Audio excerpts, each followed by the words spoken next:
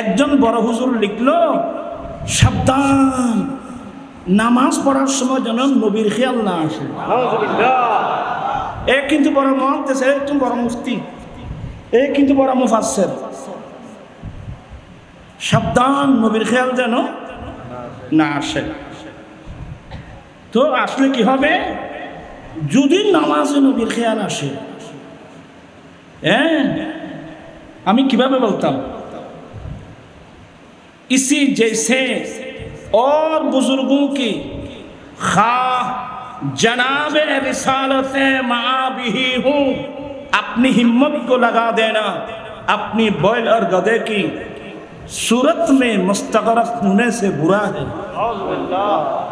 নামাজের ভিতর ওলি বুজুর্গুনা এমনকি রাসূল পাক সাল্লাল্লাহু আলাইহি ওয়াসাল্লামের খেয়াল দেওয়ার আশা, এটা গরু গাধার ধ্যানের চেয়েও আরো নিকৃষ্ট।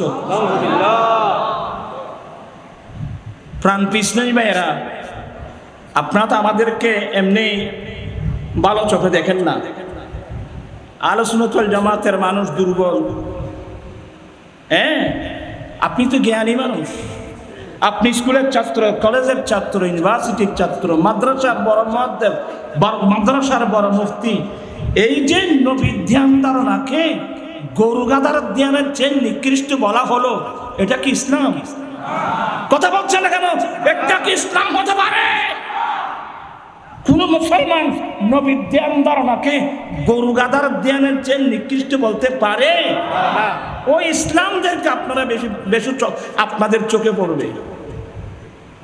আর এগুলো রদ করে, খণ্ডন করে, ঈমান আকীদা যারা পাহারা দিয়ে আপনাদেরকে তালিম দিচ্ছেন, এদেরকে কিন্তু আপনারা চোখে দেখবেন না।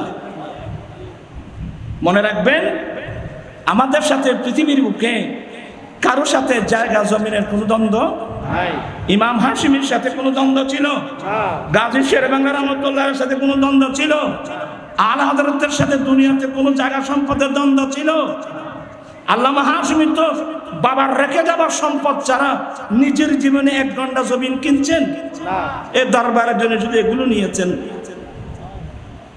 ওরা জায়গা জমিনের তালে ছিল না, ওরা ছিল সবসময় নবীর বাগান পাহারা দেওয়া।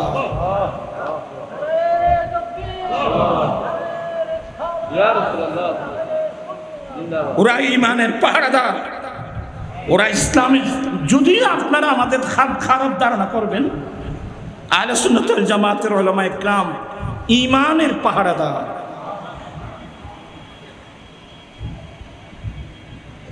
এটা সম্পূর্ণ 1 নম্বর কোরআন বিরোধী, 2 নম্বর রাসূল পাক ইসলামের হাদিস বিরোধী। তাজিমে রাসূল আসলুল রাসূল, তাজিমে রাসূল, রাসূল পাকের সম্মান শ্রদ্ধা, এটা আমাদের উপর ফরজ। কোথায়?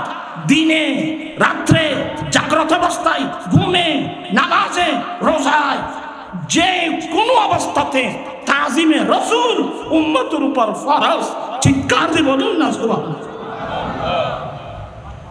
साबित हुआ के जुमला फराइज फरू है। বিরক্ত হচ্ছেন আমি দেখতে পাচ্ছি। साबित हुआ के जुमला फराइज फरू है, असलुल उसूल बंदगी उसे ताजवल की है। अल्लाहुम्मा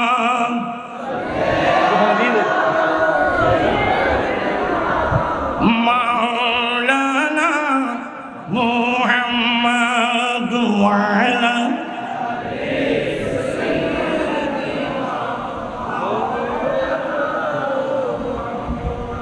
বিরক্ত লাগতেছে আমি জানি।